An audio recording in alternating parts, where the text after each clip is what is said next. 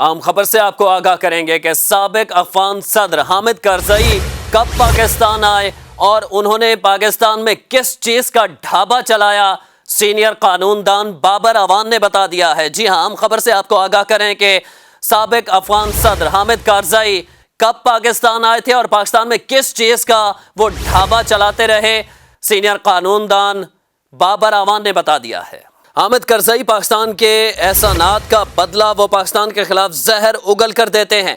पाकिस्तान तहरीक इंसाफ के रहनुमा बाबर अवान ने 11 जनवरी 2020 को यूट्यूब प्रोग्राम में इजहार ख्याल करते हुए कहा है कि रूस अफगान जंग में हामिद करजई पाकिस्तान आया और उसने पाकिस्तान में टिक्का कबाब का छोटा सा ढाबा चलाया और इसके बाद उन्होंने ताल्लुकात बढ़ाए और अफगानिस्तान के सदर बन गए। बाबर अवान ने कहा है कि हामिद करजई पाकिस्तान के एहसानात का बदला वो पाकिस्तान के खिलाफ जहर उगल कर देते थे।